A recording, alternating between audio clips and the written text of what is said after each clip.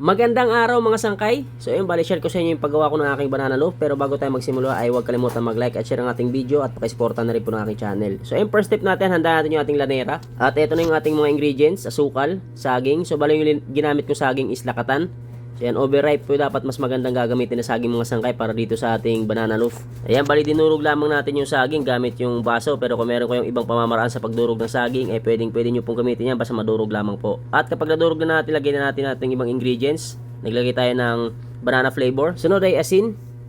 Maglagay tayo ng yeast. So bali sa banana flavor mga sangkay is optional lamang po kung gusto nyo maglagay or hindi. Kasi mas dagdag aroma rin po kapag meron tayong banana flavor.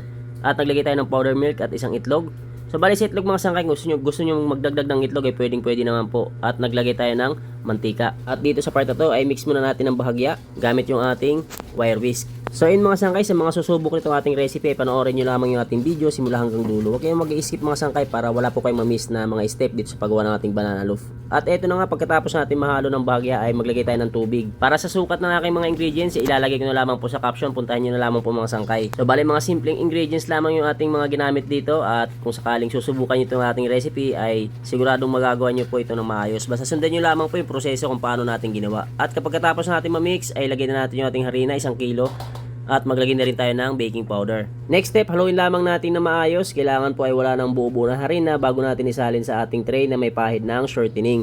So bali yung ating tray nga pala mga sangkay, size 9 po yan. Malaki po yan para dito sa aking banana loaf dahil wala akong maliliit na lanera para dito sa ating banana loaf. So bali kung meron kayong ibang size na mga lanera dyan ay pwede nyo po yung gamitin. Basta ang importante ay hindi lamang umapaw itong ating mixture para dito sa ating lanera. Kung mapapansin nyo dyan mga sangkay, halos kalahati lamang yung ating isang lanera para dito sa ating banana loaf. At para naman sa tubig na ating nilagay dito sa ating banana loaf, kung sakaling gusto nyo mag-substitute ng evap milk, eh pwede naman po. Kung sakaling maglalagay kayo ng 1 cup na evap, ay bawasan nyo po ng tubig para dito sa ating sukat ng ating banana loaf. So bali kayo na pong bahala mag-adjust kung sakaling meron kayong gustong palitan na ingredients.